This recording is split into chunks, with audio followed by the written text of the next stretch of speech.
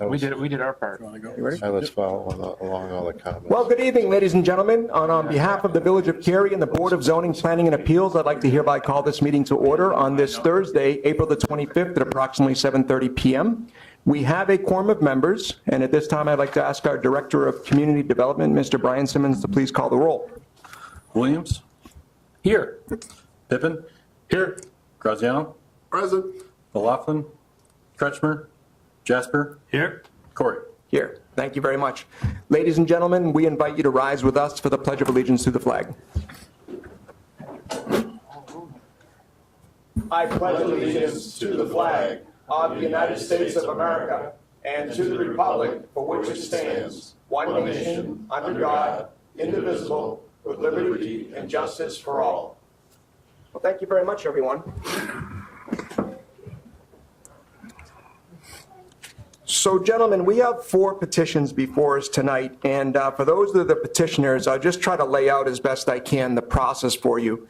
The way we typically do this is that we ask our Director of Community Development to give us an overview of each of the individual cases, and then upon conclusion, we may have some questions for Mr. Simmons amongst ourselves, and then we subsequently turn it over to the petitioner. And when you come up and approach the podium, we would ask that you state your name and address for the record, and if you don't know, this process does get recorded, and if you go to the village website, you'll see that there's an online meetings, so you'll be able to see the proceedings, and it's especially important for those that can't attend. Once you speak, the members of the ZPA may have questions for the petitioner, and then we open it up to the public. There's a number of people assembled here, so anyone that wants to speak is welcome to do so. You may have seen a sign-in sheet at the back of the room. We humbly ask that you sign in on that sheet. It is a matter of public record. And again, when you approach the podium, if you wouldn't mind stating your name and address for the record, it'll be greatly appreciated. Once we close the public portion, the ZPA members may have some additional questions on the petition. We subsequently take a vote, and that vote gets delivered back to our elected officials. So that's the process that we follow here at the ZPA. And before I begin, are there any questions out there for the petitioners? I can tell you the order that I have the petitions in tonight. There are 3 requests for solar energy, and the first person is Mr. Angeles, and the next one is Mr. Graff, and the third one is Mr. Soltis, and then the last person to speak on the village case 4 is going to be Mr. Lawson, and that's going to be the order in which we go. But before I begin, if you'll indulge me for a brief moment here, one of our colleagues here on the ZPA, Mr. Graziano, has been a member of this committee for 35 years. And I just want to publicly say thank you very much, Mr. Graziano, for your dedication and your commitment to our community. For those of you that don't know, I used to sit next to Mr. Graziano for a number of years. He served as my mentor, and he's just a great individual for our community. I think he said in the last meeting that he's been a member of Cary for over 57 years, if I'm recalling correctly. And I know he happens to be a faithful member of the church. The mayor asked me what I thought about his renewal, and I said, if you're looking for a person of character, integrity, and unequivocally knows the code, Jim Graziano is your guy. So, Jim, I just really want to say thank you very much for everything that you do, taking me under your wing, your great sense of humor. It makes a difference. You make us better, and you make the community stronger. So thank you very much. Thank you. Yeah. So we have a little something for you, Jim. Apparently we don't do watches here in Cary, but we do have a cake. And I did see some young kids back there, so we'll probably ask for your help in a little while to chow down on this, so bear with me. So, Jim, we have You really a hit cake it, didn't you? for you. And I said a key. we can share it maybe later, but I wanted to give it to you now before it melted under the podium. So well done. We have a card for you and Priscilla. And we're going to get back to business right now. Okay. Yeah. Yeah, that's not something we do every day, folks, and I can tell you this, is that it's probably not something you're going to see anytime soon again for our community. That is a big commitment of anyone's time. So, Jim, really well done, and thanks. Thank you. All right, so without further ado, ladies and gentlemen, I'm now going to call village case number ZPA 03002. This is the Vivian Solar Developer. And before we begin, Mr. Simmons, for the benefit of the audience, because we have a rather large audience, it's a year from now, and someone came forward with a similar petition like this. Could you explain to the audience what would happen? Sure. Under our current code, solar energy systems require conditional use approval, so they have to go through a zoning process before they can be installed. Under our proposed Unified Development Ordinance, which was recommended in our last hearing for the board to consider in late May, to allow this use to be permitted by right. So they would just have to obtain a building permit. They wouldn't have to go through a zoning process to potentially install a system such as this under certain conditions. Thank you very much. Okay, now if you wouldn't mind just giving us an overview of this particular case. The request is mentioned for this evening is a request from the property owner at 463 West Margaret Terrace. They're seeking approval of a conditional use for a solar energy system on the subject property. As proposed, they are seeking to install solar panels on the rear elevation of the home. That would be roof mounted, approximately 300 square feet or 16% of the total roof surface would be utilized for the solar panels. This slide shows a rough rendering of where the solar panels would be installed on the home and the relationship with adjacent properties. Again, those solar panels being installed in the upper level of the second story of the home would not be visible from the adjacent roadway on Margaret Terrace. They'd be oriented towards the south and the rear yard of the property. As with any conditional use requests that are presented before the village board, there's certain findings that need to be, or standards that need to be met in order to comply with the conditional use standards, which are summarized on this slide. In general, that the proposed use would not impede normal orderly development of the area, would not contribute to an overburdening of municipal services, and would be consistent with the land use policies and future land use maps in the village's comprehensive plan. The request is similar to other requests that the village has reviewed in the most recent past. We've approved similar installations, I believe, for 5 other properties within the past year. And with the information that was provided by the petitioner in the packet, there is information as far as how they believe they comply with those standards. Should the ZPA believe that the proposed use complies with the conditional use standards, staff recommends that this board recommend approval of a conditional use for an accessory solar energy system for the property located at 463 West Margaret Terrace, subject to the conditions that are in the staff report. Thank you very much, Mr. Simmons. Gentlemen, questions for Mr. Simmons? It's pretty straightforward. So for the petitioner, Mr. Angeles, are you present? Or solar company. Did I, is it representative from Vivian Solar Developer here? Yeah. Did you have anything else that you would like to offer in terms of comments? No, seems pretty straightforward. Okay, thank you very much. So gentlemen, before I call this motion, any questions? Okay, the chair will entertain a motion to recommend to the Village Board of Trustees approval of a conditional... Public comment. Here? Oh, I'm sorry, thank you very much. Thank you, Scott. Welcome back. So yes, Jim Cotton. It's actually Jim, but Jim, 35%. thank you very much, Mr. Graciano. And now you know why he's my mentor. that's why you keep me around. Exactly. Thank you very much for keeping me on my toes. So we do open it up to public comment, ladies and gentlemen, and this is the opportunity to address any items that might be related to this petition. I don't know if anybody wants to address this particular item. So hearing none, we will close the public comment, and thank you very much again, Mr. Graciano. So before I call the motion, gentlemen, just one more time, kick at the can, questions? Okay, at this time, the chair will entertain a motion to recommend to the Village Board of Trustees approval of a conditional use for an accessory solar energy system for the property located at 463 Margaret Terrace, subject to the following conditions. Number 1, the conditional use shall be granted for the property located at 463 Margaret Terrace, and 2, the proposed improvements shall substantially conform to the attached plans and exhibits as part of this petition, except as they may be changed to conform to the village codes and all conditions of approval. Well, since Frank's not here, I'll make that motion. Thank you very much, Mr. Graciano. Do we have a second? I'll second it. Thank you very much. Additional comments on the motion? So, There's no association in this section, right? Not necessarily, no. All right. all right, Mr. Simmons, would you call the roll? Sure. Jasper? Yes. Williams? Yes. Pippin? Yes. Graziano? Yes. Corey? Yes. So you have a favorable recommendation, and the process here now is to stay in touch with Mr. Simmons. Typically, when this gets a unanimous vote like this, it goes on something called the consent agenda. But Mr. Simmons is much closer to this process than I am. You might want to come to that meeting when it's going to get presented in the event that there are already questions by the elected officials, because I mentioned earlier that at the end of the day, they are the final arbiter of tonight's discussion. Okay? So wish you continued success. And at this time, we're going to move on now to case number ZPA 03003. Excuse me. Yes, 003.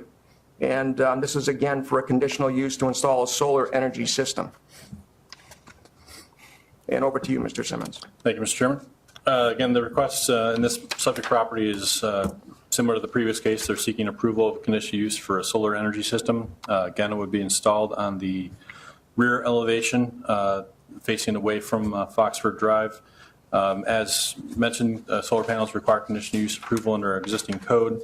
The proposed installation would entail about 475 square feet of the roof area, or about 15% of the total roof surface for this particular property.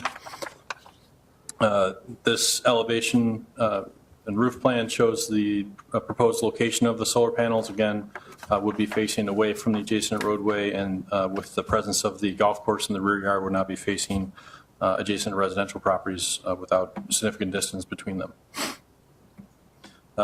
As mentioned, there are various standards that need to be met for a conditional use within the zoning ordinance, which are summarized in the slide. Again, would not impede the normal orderly development of surrounding property, contribute to an overburdening of municipal services, and would be consistent with the policies and future land use maps in the village's comprehensive plan.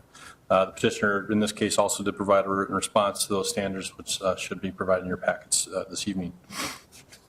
Should the ZPA believe that this proposed case complies with those standards, staff would recommend that the ZPA recommend to the village board approval of the conditional use for an accessory solar energy system for the property located at 320 Foxford Drive, subject to the conditions listed in the staff report. Thanks again, Mr. Simmons. Gentlemen, questions for Mr. Simmons?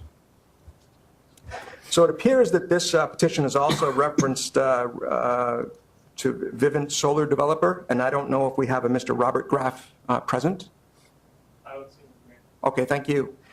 So are there any additional comments from Vivint to review this particular further?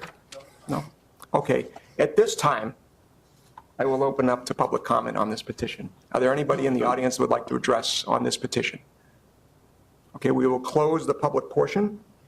Gentlemen, any additional questions about this particular application?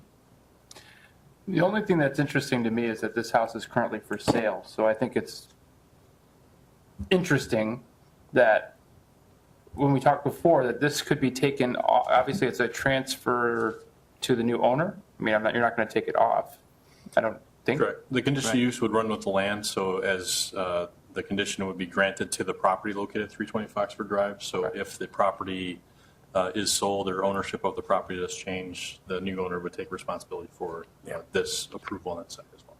So they don't have to come and do it. They wouldn't have to get additional approvals. Nope. It's going to be to that address. Correct. That's in the motion. Do we know if the solar panels are resistant to golf balls? That'd be a heck of a golf shot. The pool's maybe catching more over there, but So gentlemen, before we call the motion, any other questions? Okay. The chair will entertain a motion to recommend to the Village Board of Trustees approval of a conditional use for an accessory solar energy system for the property located at 320 Foxford Drive, subject to the following conditions. Number one, the conditional use shall be granted for the property located at 320 Foxford Drive. And number two, the proposed improvements shall substantially conform to the attached plans and exhibits as part of this petition, except as they may be changed to conform to village codes and all other conditions of approval. So moved. Thank you very much, Mr. Pippin. Do we have a second? Thank you very much. Any additional questions or comments, gentlemen? Mr. Simmons, would you please call the roll? Williams? yes. Pippin? Yes. Graziano? Yes. Jasper? Yes. Corey? Yes. So once again, there's a favorable recommendation. It's the same process. It goes on the consent agenda, and I would recommend that you stay in touch with Mr. Simmons just to make sure that all the formalities are checked off. You probably do want to come to the meeting when this gets presented to the elected officials. Okay. They go, May 7th is the date we're planning, correct? At 6 o'clock in this room.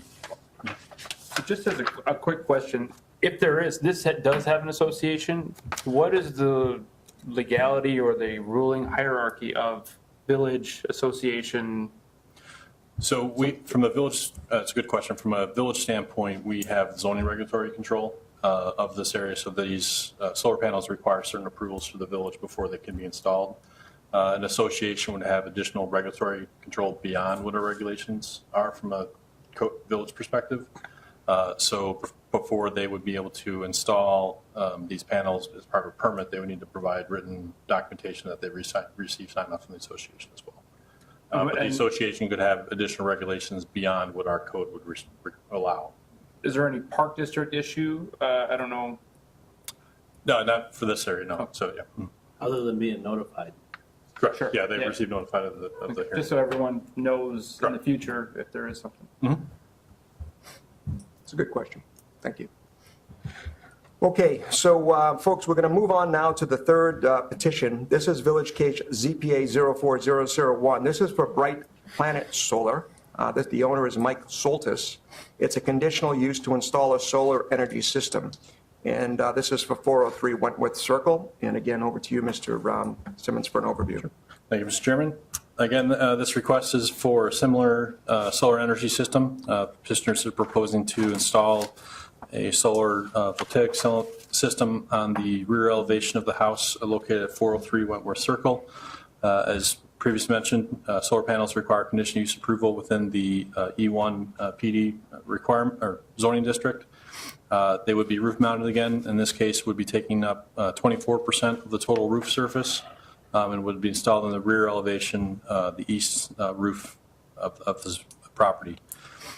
This slide again shows the aerial views of the property. The proposed solar panels would not be visible from Wentworth Circle to the front, when the property is adjacent to a park, so there may be some visibility through an adjacent property, but rear yards of adjacent homes.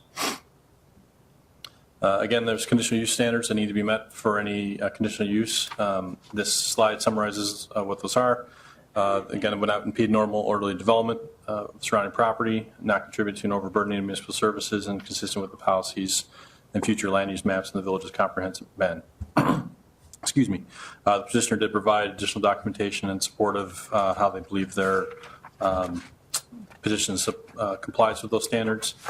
Should the ZPA believe that the proposed use does comply with the standards, staff would recommend that this board recommend approval of a conditional use for an accessory solar energy system for the property located at 403 Wentworth Circle, subject to the two conditions listed in your staff report. Thank you very much, Mr. Simmons. It's very straightforward, but let me check with the gentleman and see if there's questions. No. Okay. So the petitioner on this one is Bright Planet Solar. The owner is Mike Soltis. I don't know if there's a representative for this petition present. Good evening. I don't know if there's any additional comments that you wanted to offer. Okay, well, thank you very much. And at this time, we'll open it up to the public for additional comment. And hearing none, we'll close the public portion. Gentlemen, before I call the motion, any additional questions on this petition? Okay.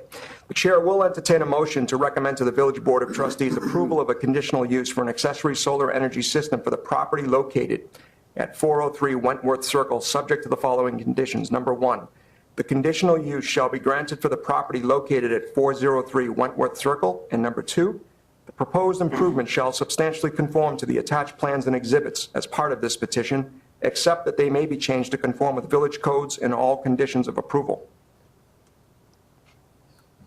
So moved. Thank you. Second. Thank you very much. Gentlemen, additional comments or on this motion? Questions? Just general question. In the UDO, Is there a limit on the percentage of the roof that can be covered with the solar? Yes, the code limits up to 60% of the roof surface. Okay. So we're nowhere near approaching.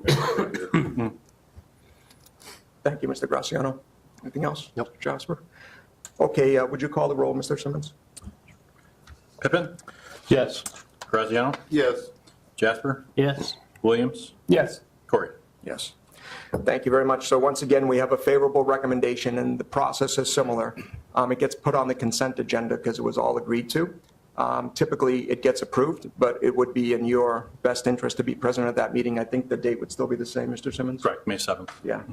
And I just really want to reinforce what Mr. Simmons was saying earlier, is that the new UDO, the Unified Development Ordinance that this committee has been working on for the past year and a half, in a year's time from now, maybe less, if any of you wanted to do these solar panels, you would not have to assemble this body to do this.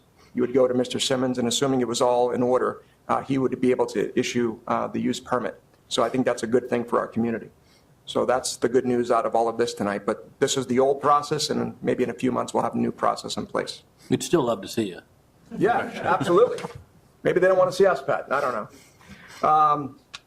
Okay, at this time, we're now going to move on, and we're going to call village case number ZPA 03001. The petitioner is Mr. Mike Lawson for Country Commons LLC. This request is for a conditional use for a multifamily dwelling. The second request is a variance to increase the maximum permitted density for a multifamily dwelling. And number three, variance to reduce the number of required parking spaces. And the location is Country Commons Shopping Center, 271 Country Commons Road. Over to you, Mr. Simmons. Thank you, Mr. Chairman. As just mentioned, the proposed case this evening is a petition for a conditional use for a multifamily dwelling on the subject property, which would include various variations for density and parking. I'll get into a little more detail on each of those, which includes information that's in the staff report through my presentation. As proposed, again, the property is zoned B3R, which is a fringe business residential district. That district does allow multifamily dwellings within it. The request this evening is to seek conditional use approval for a multifamily dwelling of up to 18 units. For that proposed number of units, it would trigger a variance as well for density, which would be roughly 16 units per acre based on the 1.15 acre property. Parking variation is also being requested to bring the property in compliance with its existing parking provided on the site. No additional parking would be proposed as part of the proposal. But in summary, the petitioner is seeking to convert the first floor commercial spaces in this building into residential units.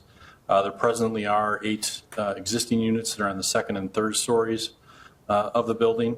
They're seeking this evening to convert 4 vacant units to residential immediately if approved, and then the 6 remaining units would be converted upon the end of their commercial leases. After the final conversion of the entire property would equal the total 18 units on site. A little bit of a history lesson for the property. Going back approximately 90 years now, the property was constructed back in 1927 in unincorporated McHenry County. It was part of the Hertz estate and also the Curtis Farms property. It was utilized for various manufacturing type uses on the property during that time period. In the mid-1950s, it was annexed into the village as part of the Trop Valley subdivision. At that time, it was rezoned to R1 for single-family residential uses. In the early 80s, 1981, after the property had sat vacant for several years based off the petition that the village had received at that time, had fallen into disrepair. Somebody purchased the property, rezoned it to B1, which is a retail business district, and received conditional use approval for residential above the first floor, which is how the existing 8 units were approved for that property. In 1997, as part of the village-wide update to its zoning ordinance and update to its zoning map, the property was rezoned, the village initiated rezoning to the B4 Neighborhood Convenience Business District. And then in 2007 was rezoned again by a village initiated process to the new B3R Fringe Business Residential District, which was created to regulate certain properties within the village along Route 14 and the subject property as well. As you can imagine, with the property being approximately 90 years old and it has rezoned several times, there are a few non-conforming issues on the property that don't comply with our current regulations. Specifically, the site doesn't comply with our parking requirements, exceeds our density requirements for multifamily building currently, and then also does not comply with various building setbacks. The image on the slide here shows what the required setbacks would be in the red dashed line. As you can see, the building is set more to the west and south within some of the required yards of the property. This evening, the petitioner is seeking approval for a conditional use, which again within the B3R zoning district. It is a mixed district that does permits commercial uses, office and retail uses by right. It does also allow various residential uses, specifically single-family detached homes are permitted within the district. Any multifamily or duplexes or townhomes would require conditional use approval. The district also has various design guidelines for maintaining the historic character of the property, so any improvements that would be performed to the property would need to comply with those guidelines within that section of the code. As previously mentioned, there is an existing conditional use permit for the property, which limits residential to the second and third story. The request this evening would be to amend that conditional use permit or to get approval for allowing residential on the first floor of the building.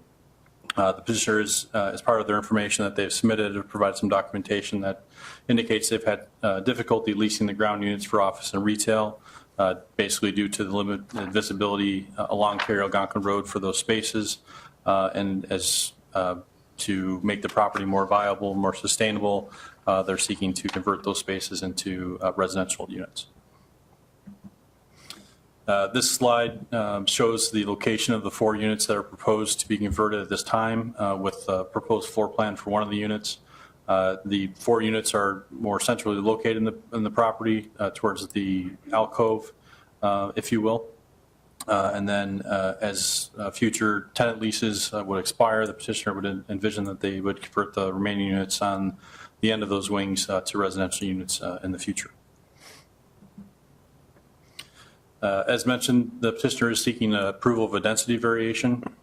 Per section 1750-021 of the village zoning ordinance, the maximum density for this property as of today is 7 units.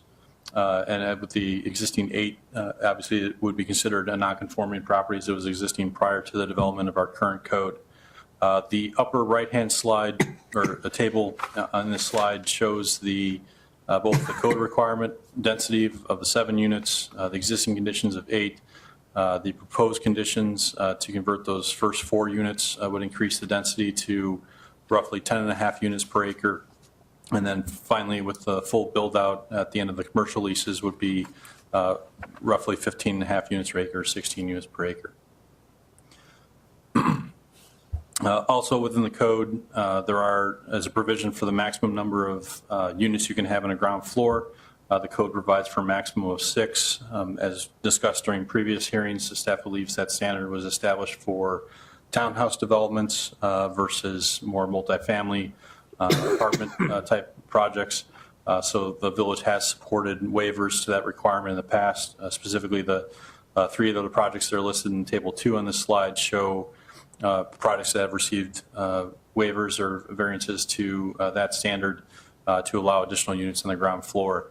That table also shows how the proposed density compares with other projects that have been recently developed within the village, specifically the Cary Senior Living property, which is currently being constructed behind Jewel Osco, has a density of under 16 units per acre.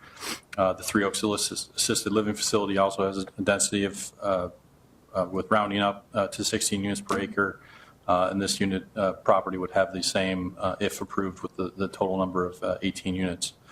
Finally, the Garden Place Apartment is another recent project that has a density of roughly 14 units per acre, again rounding up.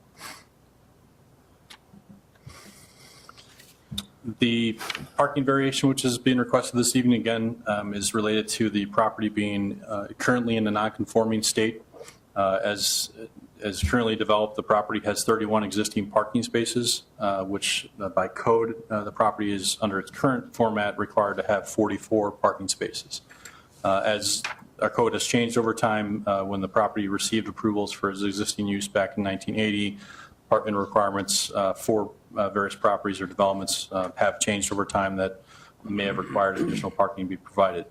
However, with the conversion, there is a section of the zoning ordinance, specifically section 1740.022, which states where the nature of development consists of a change of use, as in this case we're converting from office to residential, the number of additional spaces required shall be limited to only the difference between the new and existing use. Layman's term, if the conversion from an office use to a residential use required additional parking, say the office use required 10 parking spaces and the conversion to residential required 12, they would only need to provide the additional 2 spaces that would be required for that difference. However, with this conversion, as you can see by the table, parking requirements at the bottom of the slide, under the existing conditions with the number of residential units and the amount of office area that's in this building, there are 44 parking spaces that are required as of today. With the proposed conditions and then also with the full build out with the requirement of 2.25 parking spaces per residential unit, the number of parking that would be required by our code will actually decrease. So rather than requiring additional parking to be provided, our code will actually, the property will be coming closer to compliance with our current regulations by a reduction of 4 parking spaces. The variation that's being sought tonight would be bringing the property then formally into compliance with our code through relief through the zoning title by the approval of variance to reduce the requirement from the 40 spaces required down to 31 as existing on the site. That parking ratio would be equate to 1.75 spaces per unit versus the code requires 2.25 spaces per unit. As mentioned, the staff report and the information that was provided by the petitioner, there was, aside from the information provided for support of the change in use, there was no additional documentation for improvements to the property. However, staff had some various conversations with the petitioner through the application process as far as desiring to, if this change in use was supported by the zoning board and village board, to try to bring the property up closer to compliance with current codes. As again, the property was developed outside the village and has existed for several years. It doesn't comply with a lot of our current regulations for landscape screening, parking lot landscaping, and other provisions along those lines. So if the ZPA recommends support of the proposed change in use, staff would recommend certain conditions be added to that condition, the conditional use, to require certain improvements be made to the site to bring it up closer to compliance with our current regulations. Specifically, looking for landscape islands with shade trees and ground cover to buffer the parking lot from the adjacent Country Commons roadway to kind of clearly define where that roadway ends and the parking lot begins, as there's no delineation between the two at this point. Provide landscape screening along the base of the retaining wall. It's on the eastern edge of the property. There are the potential to restripe the parking lot that you can gain some landscape area that can plant shrubs or various materials that can help screen that retaining wall. Also, as the units are converted to residential units, staff would recommend that the commercial storefront, which currently faces Country Commons Road, be converted to more residential design, as there's a very long linear glass expanse currently for the commercial nature of the building, but to provide more of a residential feel for the building if the entire building is converted to residential, to modify that storefront consistent with the design guidelines for the zoning district to make it more residential in character. Finally, and this would be as part of the first phase of work, that all trash receptacles that are on the property be completely screened from view. As there's one currently in the parking lot that is not fully enclosed per code. Staff would recommend that that be a screen via fencing and landscaping as well to soften its appearance. The second conditions we would recommend prior to the end of the full conversion would be to add, where feasible, additional foundation landscaping along the base of the building. Again, with the conversion away from commercial use, there would be less of a need for sidewalks directly in front of the tenant spaces. So there may be opportunities to provide foundation landscaping along the building, again, to soften the appearance of the structure. There's an existing gravel driveway, which is to the east of the retaining wall on the property. Staff would require or recommend that be paved to village standards. And then any commercial signage that's on the property shall be removed as those tenants move out of the space. This slide just highlights for visual references where those recommendations would be. Again, parking lot landscaping would be along Country Commons Road and along the retaining wall to the north, the east. And this slide doesn't depict exactly where the landscaping requirements would be, but just for visual reference of where some of those improvements may be installed. Again, the storefront, converting that area from the glass linear facade that you have to more of a residential facade to give it more of a residential feel consistent with what faces towards Cary Algonquin Road possibly. The trash enclosure, moving the existing dumpster out of the parking lot into an existing enclosure that is adjacent to the property. Paving of the gravel driveway, which is next to the retaining wall to the east of the site, which does provide access to a unit that's located on the northeast corner of the property. And then foundation landscaping along the current commercial frontage, potentially to provide additional screening for the property consistent with our code requirements. And then finally, the removal of commercial signage, which is on the building facing the adjacent roadway. As with any project that we review, there's certain directives within the comprehensive plan that we consider as part of the petition, whether it should be supported. As mentioned in the comprehensive plan, this property is designated for a commercial use, which is appropriate for land uses which provide both the day-to-day retail and service needs of the community. While the property does have a commercial land use designation with the comp plan, the zoning district does allow for both the commercial and multifamily uses. So this property would be considered appropriate for the proposed use.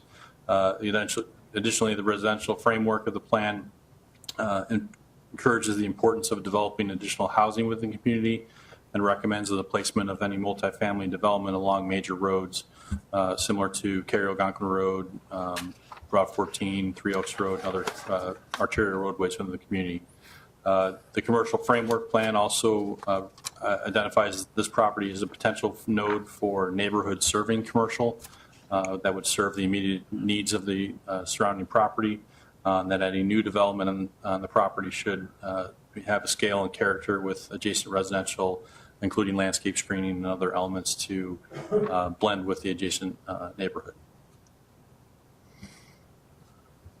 As with the previous cases reviewed this evening, there are various standards within the zoning ordinance that need to be met as part of the petitioner's request to justify the proposed use, in this case the conditional use for the multifamily project.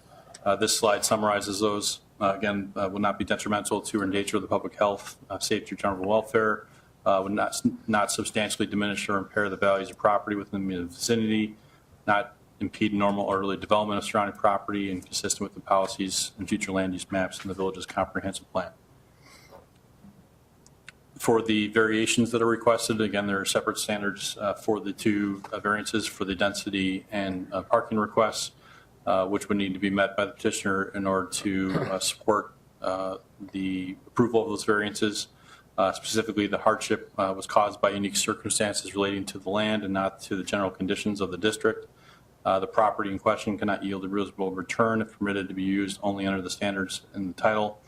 The applicant has not taken any action that has caused the extraordinary condition and made it substantially worse than otherwise might have been. The relief proposed would not alter the character of the locality, and the relief proposed is in harmony with the general purpose and intent of the village's regulations. Finally, if the ZPA believes that the petitioner has substantially met those standards, Staff would recommend that the ZPA recommend approval of conditional use for a multifamily dwelling and density and parking variances for the property located at 271 Country Commons Road, subject to the conditions that are listed in your staff report. Thank you very much, Mr. Simmons. Well done. Gentlemen, questions for Mr. Simmons? I have two. Mr. Pippin? Mr. Simmons, you mentioned a historical preservation aspect to this property. Is there any restrictions on altering the property at all to comply with that historical preservation? Or Yeah, so the property does not have a specific historic designation to it. The zoning district, the B3R district, has design guidelines that are established in that ordinance that certain materials could be utilized in the buildings that would maintain the era character of when the property was developed. So we need to, any improvements to the site would require to be compatible with architecture of the time period when the building was originally constructed in the 1920s. Okay.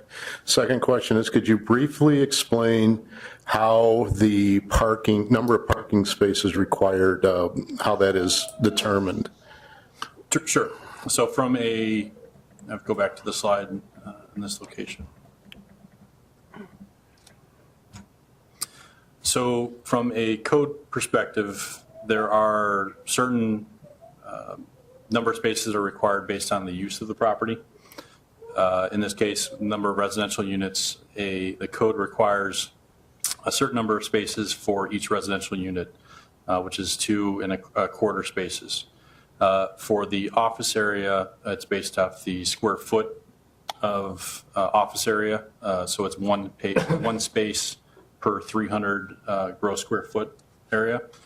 So under the existing conditions with the 8 units, you would multiply that by the 2.25 to receive the number of parking spaces that are required for the residential portion of the property, and then add to that the 7,800 square feet divided by 300, and that results in the 44 spaces required by code. Okay.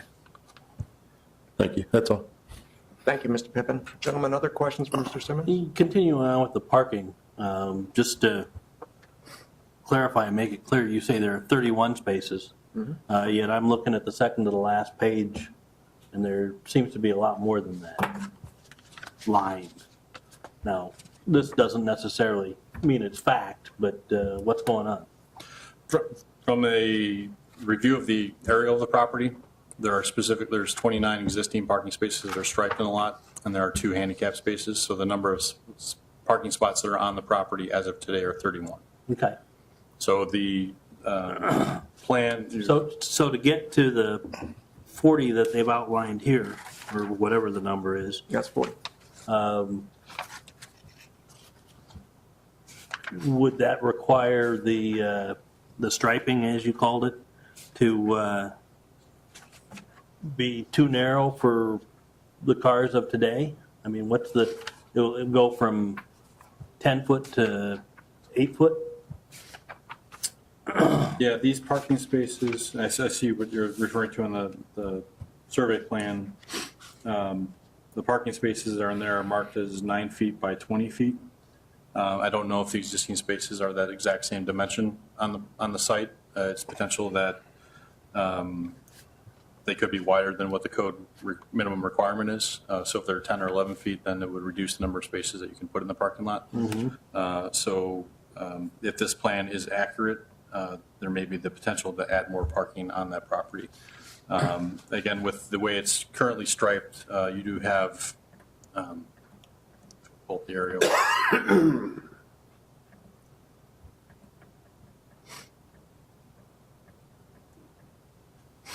With the way it's currently striped, you can see there's a kind of a walkway between the parking rows. That's kind of an inefficient design. It's not required to have that in the parking lot. So that's where, through discussions with the petitioner, they potentially could restrike the parking lot so these spaces are nose to nose, and that extra area could be utilized along the base of that wall to provide the landscape area for landscaping. But there is the potential, if the drive aisles are wider than our code requires as well, that you could reduce that or add additional parking in there if the spaces are wider than our code also requires. But yeah, based off the plan that's provided here, There are more spaces on the plan than what is actually existing on the property, but staff's recommendation for the variance would be based off the existing conditions that are on the site. Oh, and just bird's eyeing, what you have there, doesn't look like you have a lot of room in which to narrow the space unless you exclude anything but small and mid-sized vehicles. Right. Second thing is the gravel road within this picture here, which would be on the top end. I presume goes up to a unit, a residential unit. That's correct. So is there any parking associated in that area? I believe there's 2 spaces that the tenants in that space use, and So the that would district be can provide more information. That would be in addition to the 31. Correct. They're not permanently paved parking spaces, but Right, there may. but they would be. Correct. There would be spaces that would be Right. additional to the parking on the site. Additionally, if the drive aisle were to be paved in the future, there may be opportunities to provide additional parking off of that driveway as well for future use, should there be a need for parking in that area. The petition can provide more information as far as how the site lays out and is utilized today. Okay. Thank Any you. other questions, Mr. Jasper? No? Mr. Graciano? Yeah, mine was kind of hanging around the parking also, because I'm looking, we're asking for landscape islands, an enclosed trash receptacle, and other greenery. Seems like can we Crunching squeeze it all down. that stuff in without losing another couple parking spaces?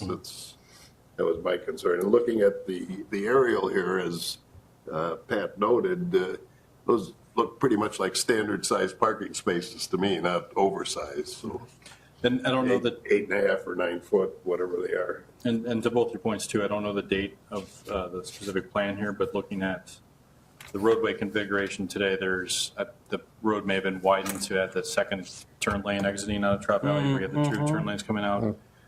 This plan may have preceded that. If there was a widening that took place, that there may have been more of the parking lot taken for that roadway than was originally in place when this parking lot layout was provided or drawn up. Hey, Brian, I make a point about Yeah. the trash. Yeah, Hold it. well, I think just so we can go with the gentleman first, and then we're gonna ask you to comment on this. So if you'll just bear with us just a few moments, there's a kind of a process to this, and rest assured, we'll give you an opportunity. So before we do that, I just want to double check with the men that are up here, if you have any other questions about Mr. Simmons' presentation.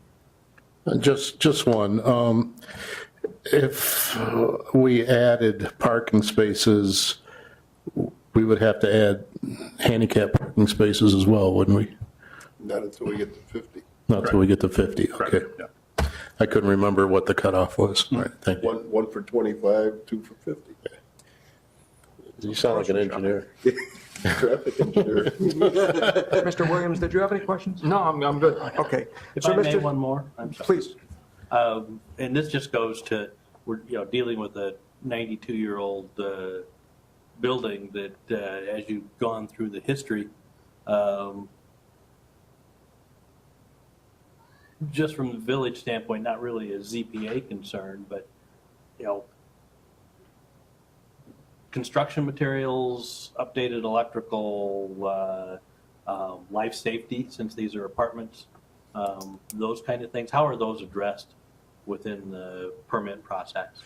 From a zoning standpoint, it wouldn't be something that we would Right. technically address here, but for any new construction or conversion of the space, if you're changing the use, it would comply with the current building codes regulations.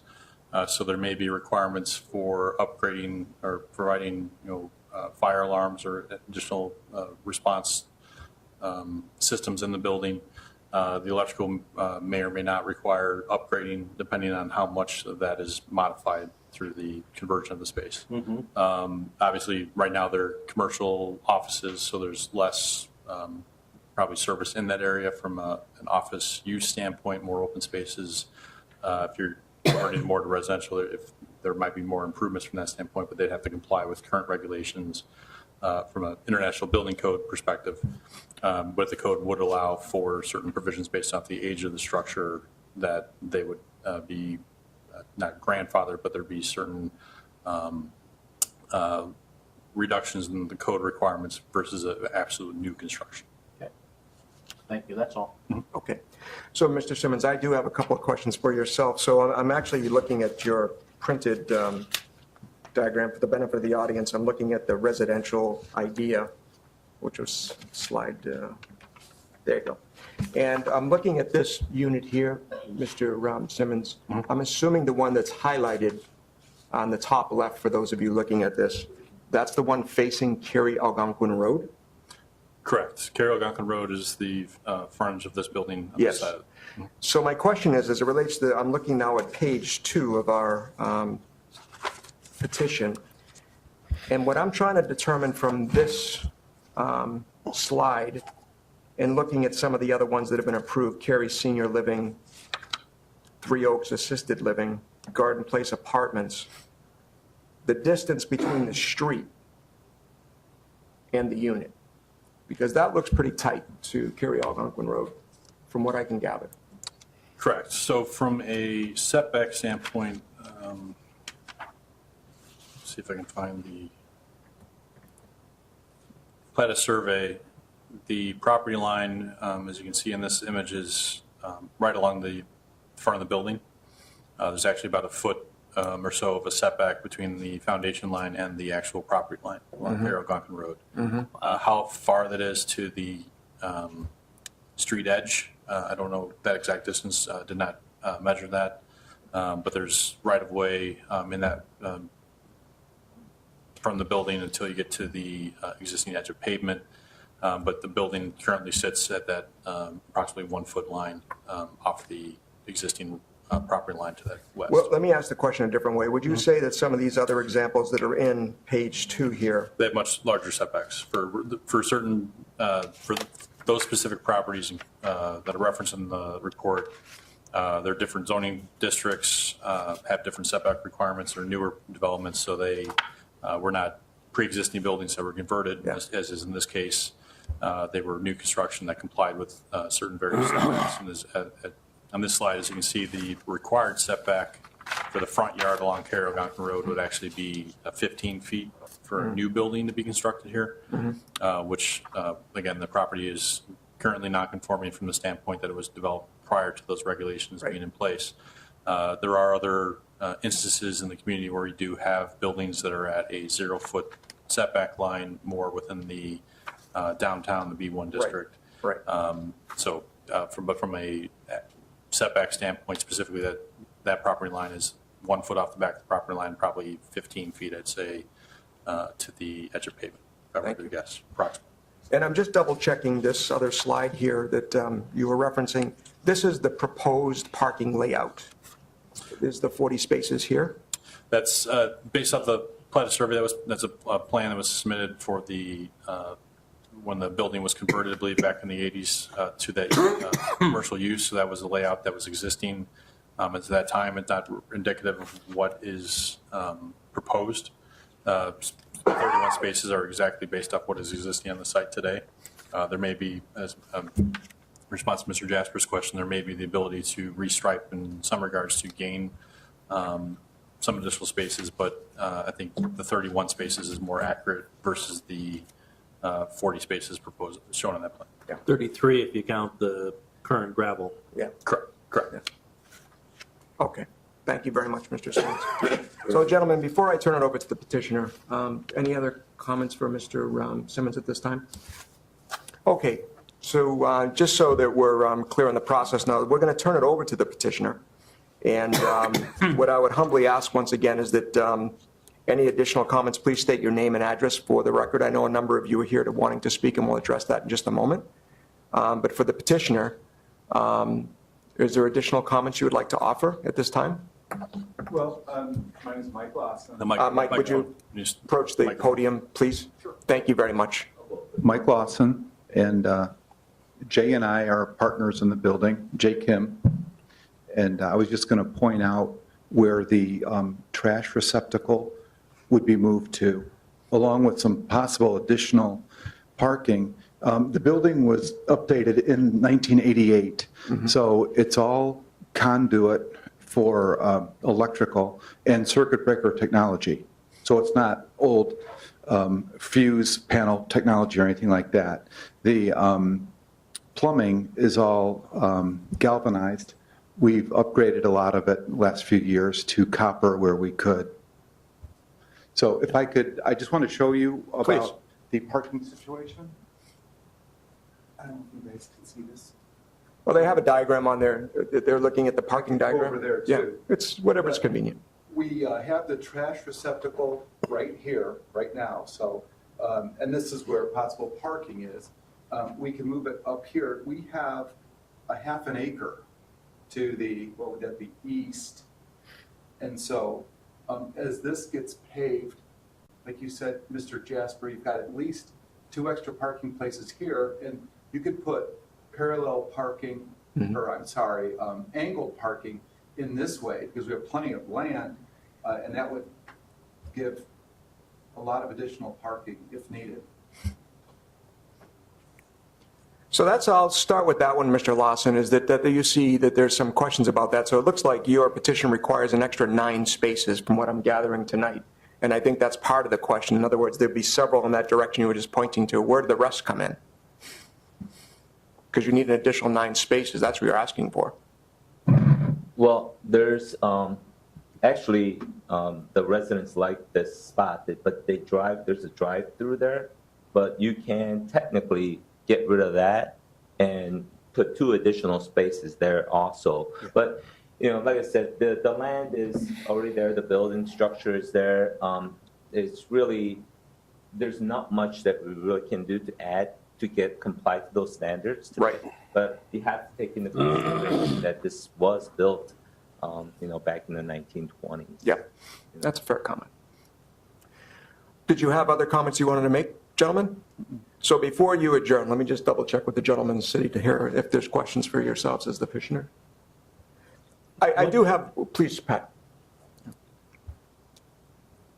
Do you have, for the units that you're going to build out, do you have preset floor plans? I know you had some in here, but, you know, are you using like 3 different floor plans that you're going to insert within the various units? Or is it you're taking, you know, some odd shapes and trying to... So we did submit the initial plans for all of the 4 units with where the wall's going to be. You know, of course, we'll definitely have to consult with the architect, make sure that, but we kind of put everything in the place where the walls will be, where the bathroom will be, and everything else. Okay. Who's your target renters? Who are you looking to be able to lease these spaces out to? So it'll be professionals, possible family, because we're putting, so 2 of the units will be 1 bedroom, and 2 of the units will be 2 bedrooms for a larger family. Yeah, so mix. Okay. Well, I mean, you know, like the garden apartments were you know, contracted towards young professional and teachers, police, fire, with some subsidies via federal tax laws and such. You know, the other ones that are mentioned in here are essentially senior living or senior care type facilities. You know, I guess the question is twofold. Number 2, are you looking to mirror what the garden apartments did as regards taking advantage of the federal tax subsidies? And 2, you know,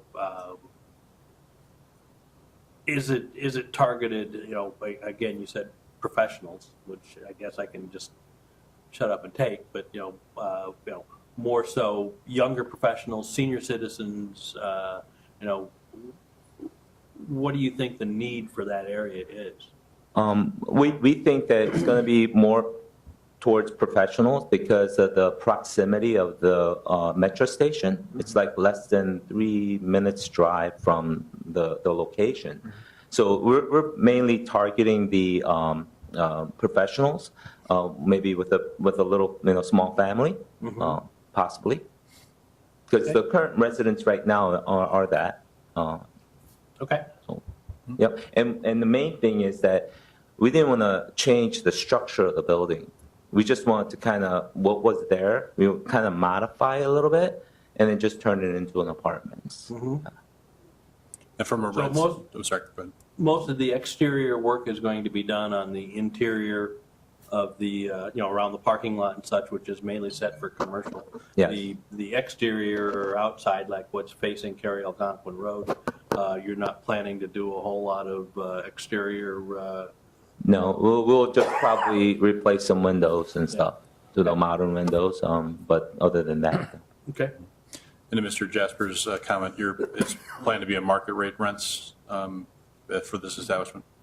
Yes. Definitely. Since these units are going to be on the ground level, are they going to be ADA compliant? Are they going to be able to have handicap access or? Only because I see a lot of the aging population looking for ranches, first floors, and that would be something that could help make it more attractive to people.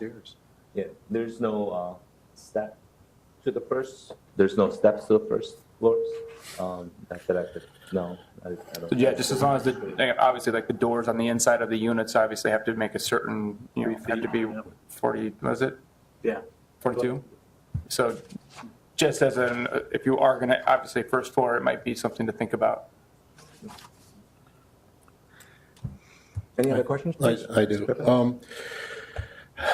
Do you think with paving that road and getting the potential angle parking, that there's a possibility to get 2 spaces per unit for your ultimate build out, and plus a handicap space, so a total of 36 regular and 1 handicap space? We didn't really look into the additional parking yet. The parking so far has not been an issue. So definitely, if it gets approved, and if we do start filling those units, and we would definitely take a look at that, because we don't want to pose any problem with parking in the area or getting double parked and so yeah, definitely we're gonna keep a close eye on the parking situation, and if it does become an issue, we can quickly, I think we can quickly get rid of that drive-through section and just add 2 right off the bat. And then if we do think that there's going to be a potential issue, then yeah, definitely we'll look at that driveway as the option. Okay. Additional questions, Mr. Pittman? No. No. Mr. Graciano? No. So, gentlemen, one of our members isn't here, and I'll ask the question that I know he's often fond of asking, which is, because you're moving from a commercial request into a residential request, have you spoken with the local fire department whether or not this new dwelling would have any implications for the fire department? We mentioned it to Andy Veith, He's a fire inspector. the chief, I believe, and he didn't have any problem with it. We haven't gone through a formal process yet, though. Okay, that answers that question, though. Thank you. So unless there's any other questions, this is the part where we kind of close this portion unless you have additional comments. No? Okay. So this is the part, ladies and gentlemen, that we do open it up to the public. And by way of background again, here's the process. You'll find that the gentlemen seated up here are open-minded. We simply ask that you state your name and address for the record. This process is not designed to be a debate between us and yourself, or yourself and the petitioner. However, we tend to be open-minded about that, and if we can quickly respond to a question, we try to. Okay? But that is the process. So I know there was a sign-in sheet in the back, and I see some of your names up, and so I see the young lady here, so she's got her name up, so you're going to go first. How's that sound? But you have to come up and you have to speak, because it's... Like the price is right, you got to come on down. Yeah. Come on down. Come on down. Now, let me just explain so you're aware of that this actually does get recorded, and so some of your friends that aren't here, they can go back online and look at the proceedings. So just state your name and address for the record, please. My name is Deborah Bertram. I live Welcome. at 268 Stonegate Road in Trout Valley. So I'm right behind this property. I drive in and out of this entrance/exit daily. And I just have some concerns. I'm actually personally in the process of creating a business plan to open up a business in downtown Cary. And I just have concerns because I feel like the cart is a little bit ahead of the horse is a little bit ahead of the cart here without having really a plan for a lot of these issues. There are several occasions there have been cars parked kind of in that tree line, and it's not aesthetically pleasing to see driving by, so I'm concerned with the parking. I do have a question with the 8 units that are currently there. How many are being rented? How many are being occupied right now? Can I ask him? They're full. They're full, and I was curious as to what the rent, can I ask that, what the rent Well, you just did. is at this point for those? It's market rent. The 1-bedrooms typically rent for $850, and then the 2 bedrooms, 11 to, the one on the end is really nice, that one's a little bit more, but $850 to $1150. Okay. Okay. So if it gets approved at this point, is there going to be like a better plan in terms of parking, or should those things kind of have a plan before? Well, that's the request Asking. that's before us, is to how we want to potentially approve this. Okay. Because if you've heard up here, there's been a number of questions around parking. So we'll have to wait and see what the ZBA members decide at the end of this discussion, because once we close the public portion, I think the gentleman may have some additional questions about that, but I can't say for certain. Okay. But that's what they're requesting. They're requesting some relief around parking. That's one of the requests. Thank you. Hello, George Hinkus, 277 Little Stonegate. I pass by this all the time currently. One of the questions you had asked was if that road had been widened at Country Commons as it hits Cary Algonquin Road. That has not been widened. It's been that way for decades, from my understanding. It was just recently restriped that showed the 2 arrows, just so that, but it has not actually increased in width. Beyond that, the question is for parking. As you can see, parking is severely constrained there. And while they say there is not a parking issue now, it's because the units are not rented out. My concern is, and the concern of a lot of the people in the neighborhood in the Trout Valley area, is that when all 18 units do get rented out, you're going to be under 2 car on average per unit as it is. And there's no space on Country Commons for additional parking for overflow if they have guests over, people over. And besides, with the combination currently of the commercial versus residential, there's no time overlap, even if there was full occupancy of both sets. So commercial is only there during the day. And typically, the residential are going to be parking there overnight. So there is no overlap as far as those 2 types of parking. I have multiple notes here. And again, as you had all noted, parking islands, trash screening, et cetera, that's going to reduce the number of parking spots. Also, my question has to do also with the dimensional standards for 17.26, I believe, where there's a certain amount of land coverage you're supposed to have for that. And the question is with the addition of the additional units, does that not also invoke some issue with the percentage land coverage for those apartments? I can answer that one really quick. The zoning district allows for 75% lot coverage. So this property is well under that restriction currently based off the amount of green area that's to the east and north of the site as well. And then the other question I have is B3R. So it's supposed to be a combination of commercial and residential. So by them getting rid of all the commercial, wouldn't it then possibly invoke a change to the zoning? It does not, the B3R district does not specifically say that each building has to have one or both of those requirements. There are buildings that are within the district that are just residential uses, and there are other properties in the district that are just commercial as well. But it does allow for both uses to be in a single building or one use to be in a single building as well. Okay. That's a good question. And then also part of the setback, I'm looking at the current code 174065. It talks about the setback of the parking from the, In all residential districts, the vehicle accommodation area other than the driveway shall be set back 5 feet from any property line. All business or industrial districts, it's 15 feet. And set back 8 feet from any other property line. So where a vehicle accommodation area includes 4 or more parking spaces, no part of any of the spaces shall be within 20 feet of a property in a single-family residence. So that last part's not valid there. But again, according to this, they're also going to need additional space there, or you're also going to be granting them additional variances with regard to that, is the way I read it. So those are just additional comments. But, the 18 units, I think, is residential units is too much for that space, especially for parking and traffic safety. Thank you very much. So the gentleman, thank you for your patience.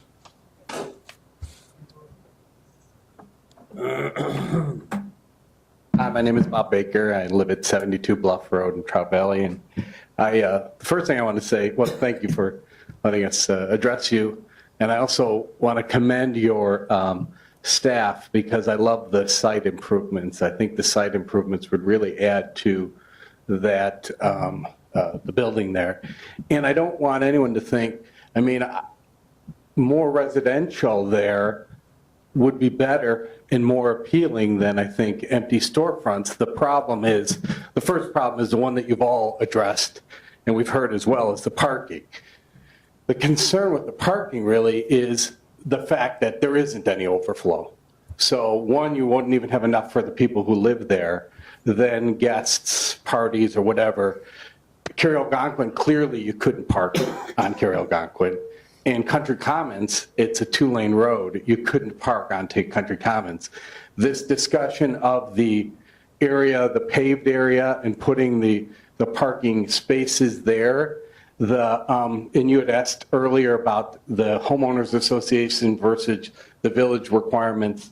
The homeowners association requires a 30-foot setback. That would clearly take out the ability to put those parking spaces there. So I don't think you would have any additional space for parking back where there currently isn't any. So obviously parking is going to be a concern. I know as well, when we were talking about who potentially might live there, there was some discussion of families. And the concern where we have with families there is that intersection, we're working with the county to try to get a pedestrian walkway there. It's a very dangerous intersection. We've had a number of accidents there.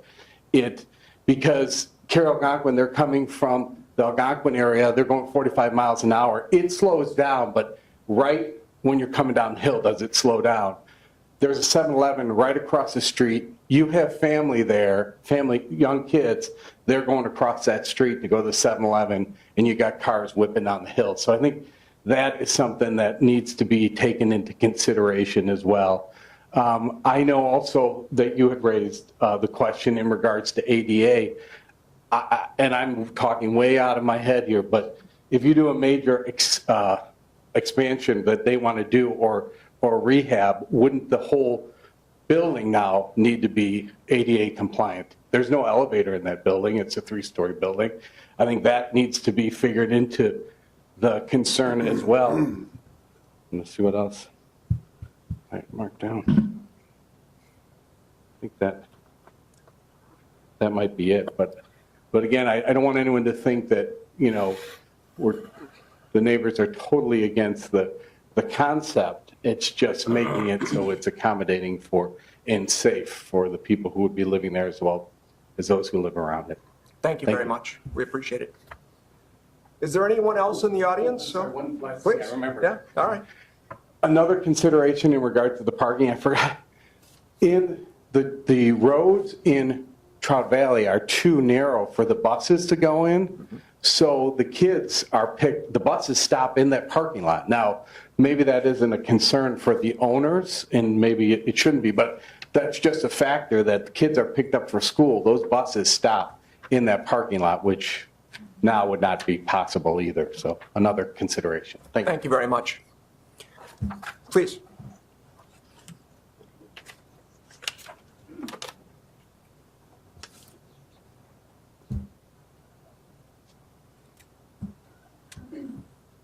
Good evening. Good evening. Hi, everybody. I'm Linda Stell, and I live at 269 Stonegate Road, so I back up to the property. And first of all, I want to say I loved hearing that the design guidelines call for maintaining the historic character of the building, because that's very important to us as neighbors. And I'm sure all of the residents of Cary are concerned about that, so that's very good. But I'm concerned about the gravel road. Now, that will be paved, as I understand it. Will that have to be widened to accommodate more parking? And if so, how would that affect the setback? I'm not sure we know. Sure, I can answer that real quick. From a setback standpoint, there's adequate distance between that gravel driveway and the adjacent property line. As you can see on this slide, this is where the gravel driveway currently is located at. If that were to be widened, it's likely would still comply with the required building setback, which actually is more restrictive than a parking lot setback would be, as a previous resident mentioned, it has to be 20 feet from adjacent residential property. So this setback in this location is the same setback as what your home could be from the rear property line. Any improvement can be 50 feet from your rear property line. So that would be another 50 feet off of your property line before this north-south line would be in place. So Okay, it'd be 50 feet from your property line here to that line, and then probably another 30 feet before there would be any access to that path. Impact. There would be no impact then. So they could pave it, depending how it's utilized. If there's more parking that's provided off of that, it may need to be widened for two-way travel. So there may be, if it's only accessing that one unit, we would classify it as a driveway so it could remain the width it is and have parking at the end of it. But if it's more parking for the rest of the development, say there's 5 or 6 parking spaces that come off of that in the future, it would need to be widened for two-way travel, which would be a 24-foot wide drive out plus the 18 feet parking adjacent to it. So they'd have to remove the trees and stuff that are there now. For that improvement, yeah, there'd be potential tree removal as part of that improvement, if that was necessary. Okay. I don't understand. And one of the stipulations said that this would result in 1.75 parking spaces per unit. But there are only 18 units. So if you have 2 cars per unit, that's only 36 units. I mean, that's only 36 parking spaces. They're asking for some They're relief. asking for less than the 2 spaces. They're asking for less. But is that with or without handicap? That's with handicap. That's with handicap. Mm-hmm. Because, I mean, you can't have 1.75 parking spaces per unit, It's technically. just how the calculation works. So there's the 31 spaces that exist in the parking lot today. And then with the proposed maximum build out will be the 18 units. So it's taking the 31 divided by the 18, and that's the average number of parking spaces per unit. That's Gotcha. left. Okay, and the trash receptacle will be put back where it was? Is that my understanding? Probably, yeah. Okay. And how will that be disguised? Just there'll be a fence, 6-foot fence, Okay. the way it was before. Okay, the way it was before. Okay, because that often was not properly attended to as well. And that was at times a very bad eyesore for the neighborhood, even though, I know your intention is for it to be nice looking and to be camouflaged, but the reality can sometimes be a lot different. So those are some of my concerns. Thank you. Thank you very much. We just put, If you just wouldn't mind coming back up if you're going to speak so that everybody can hear. Yep, please.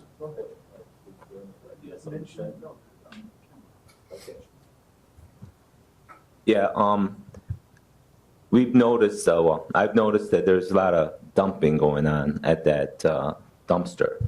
So, I mean, it's just frustrating to see people just dumping furniture, all sorts of stuff, just not even in the dumpster. They're leaving it outside the dumpster. It's just like free for all. So, I think I get fined for that, and we get fined for that, you know, on the dumpster side. So what we did was we just recently put up a camera there, but we are definitely moving that dumpster to its location. The reason why that was there is it was a little kind of dangerous because the resident had to walk around the fence, which would be on the street, and then to go in there. So I think that was the main reason why the dumpster was put there. But what I was proposing was remove that one section of the fence at the very the one closest to the road. That way they can step up, avoid the street, and then we could still move the dumpster there. So we've been looking at improvements of see how we can work this thing out. But yeah, most definitely, yeah. Okay, thank you. So let me turn it back over to the public. Is there anyone else here that's assembled that would like to address this petition? Okay, so hearing none, we will close the public portion of the meeting. And so, gentlemen, I know there's a little bit to unpack here, so before I call the motion, does anyone have any additional comments or questions that they want to address before we call the motion? I guess the only, obviously, our main concern of everybody here seems to be number of parking spaces.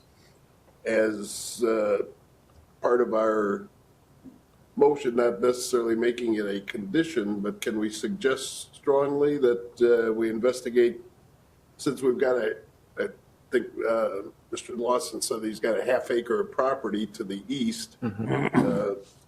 Seems to me we could get, you know, like call it an overflow parking or guest parking or something or the other that would add another 6 spaces without too much problem. Can we investigate that as you're reviewing the plans for the build out? Do you want to be specific about this, Mr. Graziano? Do you want to suggest that X amount of spaces are part of this petition? No, I'm suggesting that we investigate the possibility of adding an additional 5 or 6 spaces as part of the driveway paving. I do want to get specific. Okay. Yeah. Be my guest. Nobody wants to see the petitioner have empty spaces in their investment. I mean, that's not good for them. It's not good for the community. However, I share some of the people that have spoken's concerns about spillover parking. There is no place for extra people to come to park. That, you know, if somebody's having a family event and 5 or 6 cars and everybody's home, there's no place for those people to park under the proposal. So I would like to see, as I mentioned before, at least 2 regular spaces per unit, plus a handicap space, as a condition of approval. So, Mr. Pippin, I'm not sure if you're necessarily going directly down this path at the moment. Are you suggesting that the petitioner reevaluate their petition the way it was presented tonight, or are you recommending that we specifically put in the number of required parking spaces? Well, I would put that question to the petitioner and ask them if they would like to reevaluate it based on what they've heard here tonight and come back. If they're not inclined to do so, then yes, I would say we would want to put a minimum number of parking spaces in order for approval. I'm not that far down the line. However, I presume, based on, you know, what we normally do, we're taking one vote tonight. Correct. So all 3 get voted on the same basis. That's right. And, I don't think so. you know, I think that there are some changes that the property owners can make to the property without significant additional cost or problems, you know, to the design. I don't want to sit here and tell them exactly what they have to do, but I think that it should be reevaluated. And on a couple of the other actions, the maximum density. You know, I'm not so sure that, 18 is the right number for this property. And from what I've heard from the petitioners, I don't know, I can't tell, whether they've actually engaged with an architect or, some kind of professional that, contractor that, can decide what the right size of these, various units would be. So, and that kind of leads me to my last thing, which I would recommend that, Mr. Chairman, that you make sure that the petitioners know that in order to receive a positive recommendation tonight, they're going to need all 5 of us to vote, or 4 of us, I'm sorry, to vote positive. Since we're, short 2 members. It's a really insightful comment, Mr. Jasper.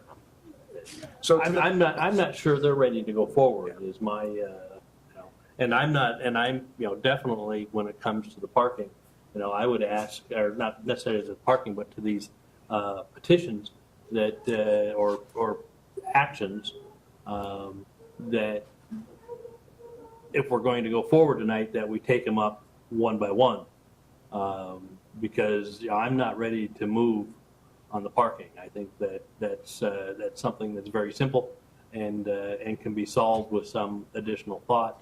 And I'm not so sure I'm in line with the density, just because I don't have a comfort level that it's been evaluated by we'll just call it a real estate professional, broadly.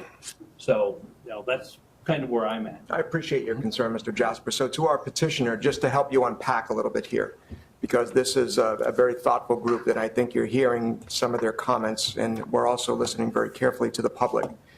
Mr. Jasper is precisely accurate. If we call the motion the way it's written tonight, you require 4 favorable votes, and I need to be reminded that 2 of the members are not present. I have no idea how the vote will go. But you do need 4 favorable votes to get a positive recommendation for it to move forward to the elected officials. That's the first thing. I think what I'm hearing from the members, and again, it's up to the petitioner, yourself, Mr. Lawson, yourself, Mr. Kim, if you want to go back and reflect further on your petition based upon the feedback you received here tonight from the audience, from the public, and from the members of the ZPA, and then reschedule. So what we can do for your petition at your choice, this is up to you. What we can do is we can continue your application to a future meeting, but that is completely your choice. Could I say something? Please. Okay, Yeah. excellent. We have had professionals in, and they do certainly the proposed 1-bedroom apartments. There's plenty of room and plenty of room for 2-bedroom also.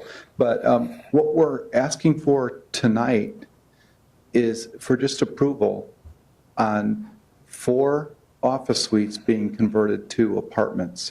There are 6 other office suites that are occupied. It might take 20 years to move those businesses out of the building. There's an insurance broker, there's all kinds of businesses there now, but we were going to leave them there until they were ready to move their business someplace else, and then ask to convert to apartments. Do you want to say something? Yeah, like Mr. Lawson said, we had met with multiple contractors for bids, and to convert these is no small task at all. There is going to be a financial burden to do that. And also what we did was we also met with an architect, and the architect said, well, that's okay, I can do it, but you should get the village first, because whatever I do, you'll be just kind of waste of money, because if the village doesn't approve it, then that's something that we can't, that's. I can jump in. And based off the feedback that I'm hearing from the board, and then also that's been related to, you certainly can ask for the vote tonight if you want to go forward with the petition as presented. While you're proposing to convert the 4 units now, the request is seeking approval for the full 18 units for eventual conversion, so you wouldn't have to go back to the zoning process again to convert those units when the commercial space vacates them. But the concerns I'm hearing this evening are related to the number of parking spaces that are provided in the site and potentially with that eventual density as well. So there may be the opportunity, if you wanted to ask for a continuance to a future meeting date, go back, look at your plans, revise the plans, and potentially revise it. Maybe a unit or two drops off, or the parking gets, have a more specific layout for what the parking would be that would answer, specifically those questions and show how it would comply with parking, and then bring that revision back to the board and then try to answer those concerns. But if so, the board's giving you the opportunity. You can either ask for that brief continuance or ask for the vote this evening with the members that are present, and then have that vote go to the village board for their consideration. If they, I'm sorry, did you have more? I didn't want to interrupt. If they focused on the 4, how does that change the need for a conditional use? So the conditional use is still required regardless of, because the conditional use existing is currently for the second and third stories. So they were only adding it to the first floor, so it requires an amendment to the conditional use, and then we would specify the number of units in that as well. Mr. Kim, were you looking to say something additionally? No. Mr. Lawson? Do you want a response from us as to whether we should move Well, I forward with the think- vote or not? I can tell you what's going to happen. So there's one of two outcomes here. One is that you're going to say, based upon what you've heard, you think there might be some value in a continuation, in which I would ask the gentleman to approve that motion. Or conversely, I'll call the motion the way it's written, and the gentlemen will all give their votes, and then you'll proceed with the vote. And that's the way it works. Remember now that this motion, the way it's written, requires 4 affirmative votes to move forward. That's all I'm telling you. And to that point as well, so if you receive a 3-2 vote this evening, so 3 votes in favor, 2 against, that counts as a negative recommendation to the village board, which when it gets to the village board level requires a supermajority vote, which is basically requires 4 votes of the trustees to support the request. So it would, with not receiving a positive recommendation, it would trigger a more difficult vote at the village board potentially for approval for the project. It would not be on the consent agenda as the other gentlemen, their petitions. That's most likely to get approved that way. I think a continuation would be best. Okay, thank you very much, Mr. Lawson. Thank you. So I think that might be a prudent decision tonight, but before we formalize this, I want to double check with the gentleman if there's any other questions around this before I call for a motion to continue. Okay. No, I would just say, the reason for the continuance obviously is parking. So what I would suggest is you come back with well, this is how we think we can redo the parking to give us 35 spaces or whatever you can come up with. Yes and no.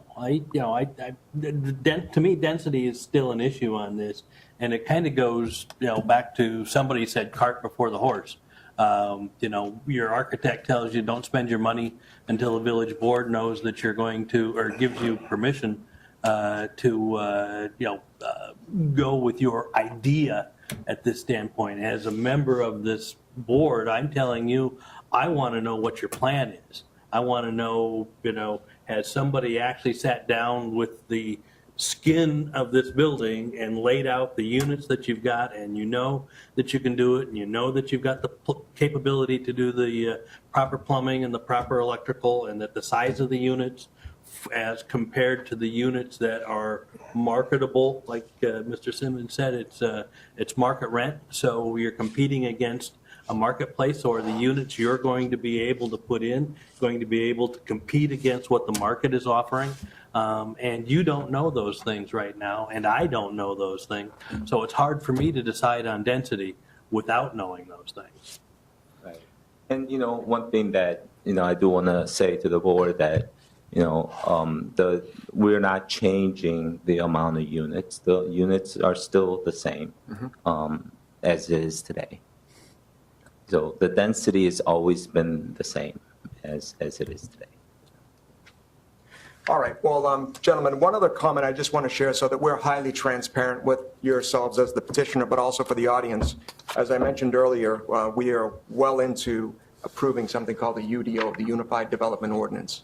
I understand tonight, Mr. Simmons, that will probably go forward to the board on about May the 21st. Correct. So for this petition, since it was submitted under our existing zoning regulations, even if that gets approved in the meantime for this Would to fall go under through, the old would still rules. fall under the old rules. That's really what I was looking to get on the record, so thank you very much. So gentlemen, unless there's any other comments, the chair is going to entertain a motion to continue case number ZPA 03001 to a future date to be determined.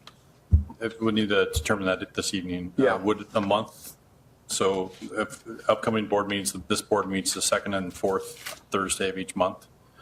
So I'm assuming May 9th will be too quick of a turnaround for this information. That would make either May 23rd or June 13th as the next available dates. Is one of those dates work better from your perspective to ask for that continuance? Otherwise, we'd have to redo public notice and everything for the hearing, but if we continue to a specific date.